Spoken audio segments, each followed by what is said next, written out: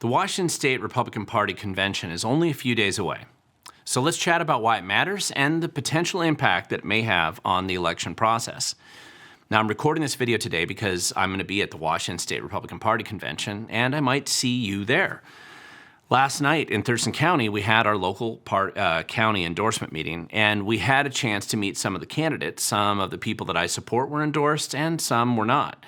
Nevertheless, I suspect that based on the questions raised and the discussions afterward, there's going to be some confusion about the Washington State Republican Party convention this year. So I'll try to give my perspective anyway on it here right now.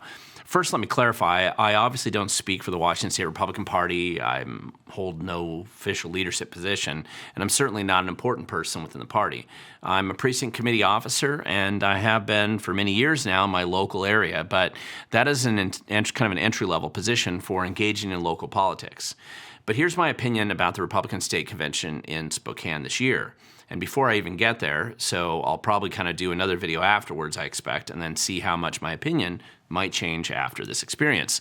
So I've been to a few state conventions in the past, but this one will probably be a bit different for one major reason. And that reason is the fact that the state convention is held before the filing deadline in May, which is earlier than it has been held in the past, and more importantly, for the first time since the top two jungle primary process became the law of the land about 20 years ago, the party's going to actually start letting the PCOs and officers endorse candidates in statewide races and in congressional district races. We have 10 of those.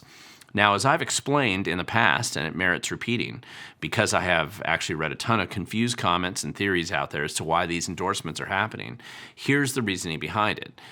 First, ever since the top two jungle primary systems have been the law of the land in Washington State, the political parties have no longer been able to have a partisan primary process that essentially allows them to select their preferred candidates for each political office. So instead, it becomes a free-for-all of random candidates claiming to belong to whatever party they want to claim they belong to. And this means that random candidates can kind of flood the zone during the primary election in August. And if done in an incompetent, ego-driven, frenzy sort of mob rule, then the jungle primary process can produce general election scenarios that result in the lowest quality selection by having only two top vote getters from the same party, for example, rather than a real selection of options for voters. Now, the primary elections, in fact, have become a way to completely ace out one political party from the general election results. It also pretty much ends third-party candidates as a viable option to escape the jungle primary results, and it makes it make it at all to the general election. Now, the Democrats have tended to manage this problem by backroom hardball dealings, threats and bribes, essentially.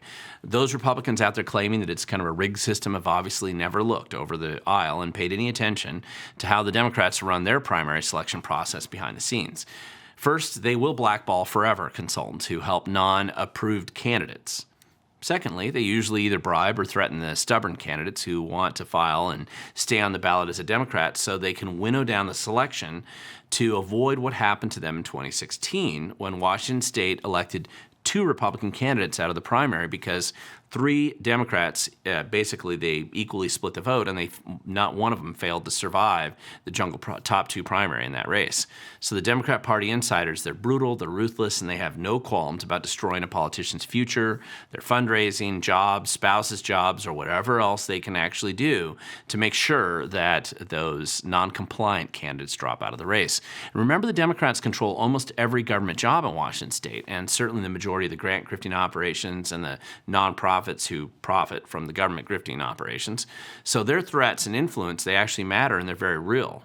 Obviously, they're not always successful.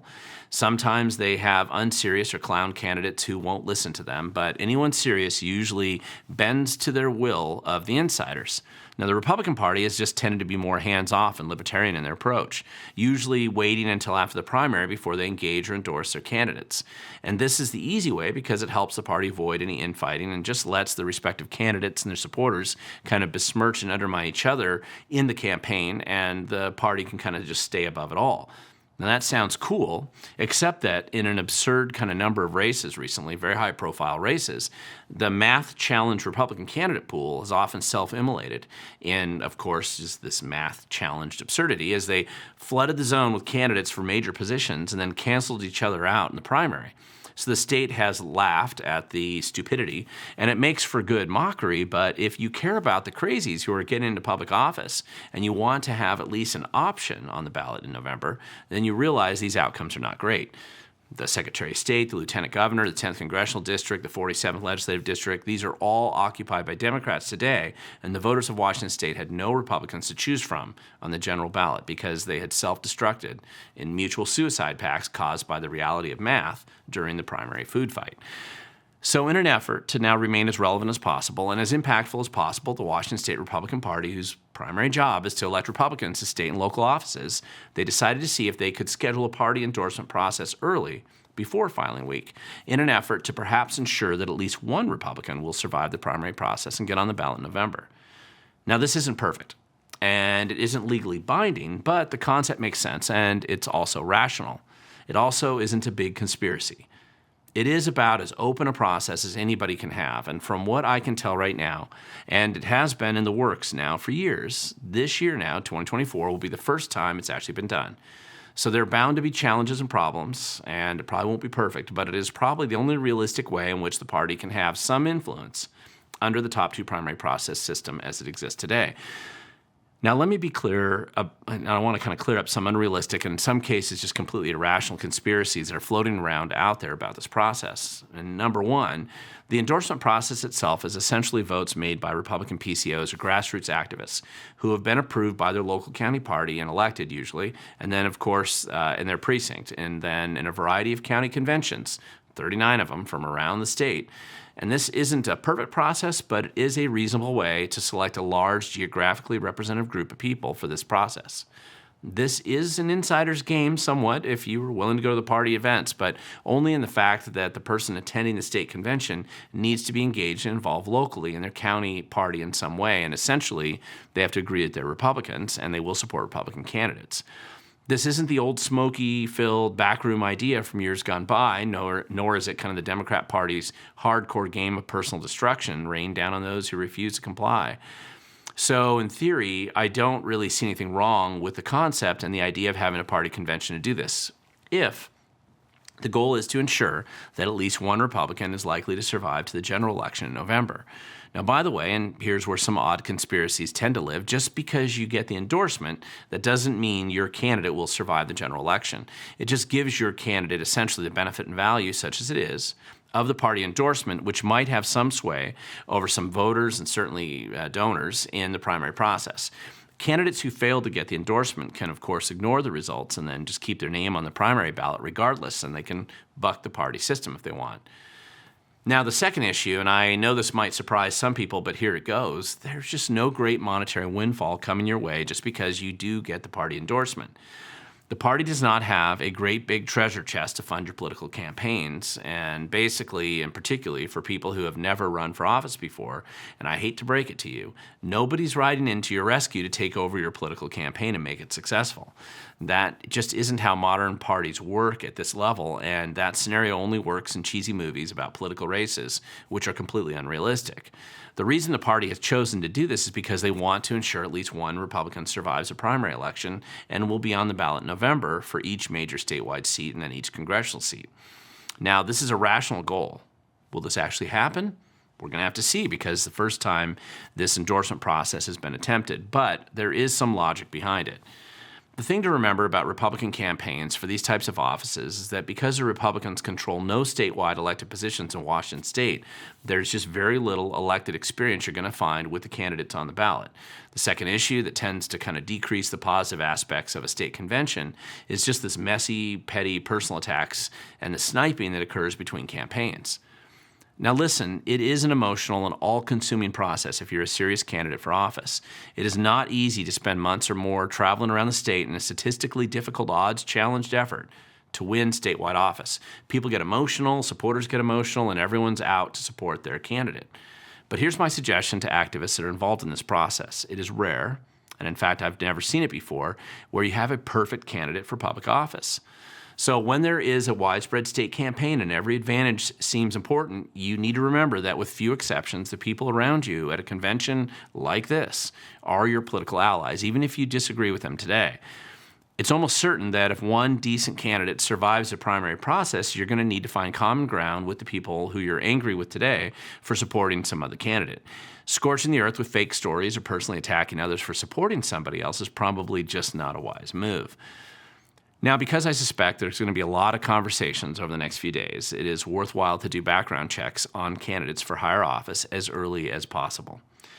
Candidates must answer for their past challenges and experiences, and it really doesn't matter if it was a DUI, a failed company, a bankruptcy, a traffic ticket, a felony conviction, a lawsuit judgment, plagiarizing your thesis paper, a dumb vote in the legislature or Congress or whatever. Now is the time to answer for these past actions. If people accept your answers and they forgive your past transgressions, or at least they buy your story, so be it. That's fine. If they don't accept these answers, then you just can't blame them for picking somebody else. If you think there has been drama in the Republican candidate process so far, that's nothing. And I mean absolutely nothing compared to what the Democrats will do to those same candidates with that very same information that they can and probably already have dug up. The only difference then is going to be whatever's left of the tame media is always going to assist the Democrats in this effort. And it will be much more nasty and much more aggressive and widespread than it has become right now. Finally, I want to point out some obvious issues here as well.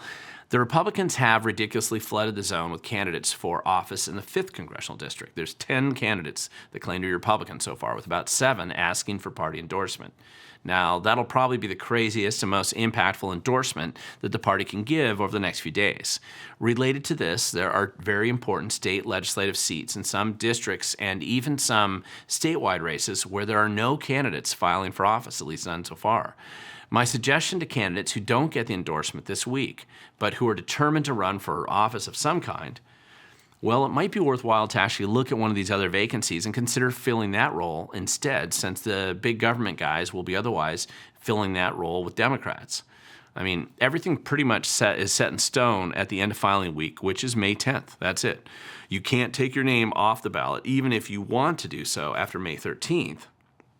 So you're committed to the race even if you think that you quit. It isn't a secret insult if people are trying to recruit you to run for a vacant seat, because it means that you still have supporters. But you maybe just weren't the one who prevailed with the majority for the position that you were originally seeking. Don't let your ego get in the way of making an impact. In many races that basically where there's multiple good people running for the same office initially, so however, some of these kind of people, they just don't prevail in the party endorsement process, and they believe this will matter to their chances at surviving the primary, then perhaps they can consider jumping into just one of these other races that are essentially empty. I know sometimes people have a vision for what they expect or want to happen, and when that doesn't happen the way that you want or expect it to, it can be very disappointing. However, I want to let you know that there are unusual options and opportunities that you can't forecast or plan, which will show up after an election, win or lose. Your attitude, how you handle yourself, how you react to setbacks, I believe these are actually characteristics and personality traits that define who you are. I lost my first general election campaign that I ran as a candidate. It was close, but I lost. And I did great in the primary, but I lost in the general. Now, frankly, it was the best thing that happened to me, looking back now, even though I was disappointed at the time. If I'd gone home in some kind of a huff and then started digging my bunker, then I would have missed out on all the opportunities that I've had to make an impact since then. Although I'm actually sure the Democrats probably wish that that's what I did. In fact, most of them wish I had won that race now. Now, I'm sure that I'm going to have more to say after the state party convention's over. If you're in the 3rd Congressional Caucus meeting, I'll probably see you there. Otherwise, I recommend you make friends, meet others who share your values from around the state. Going to this party convention is just another example, not the only example, but another example of something that you can do if you want to have an impact, even if only in a partisan setting. Only the people who show up here are going to be involved in the process right now, and the impact they soon will have is in their hands. And again, as I always say, the future belongs to those who show up.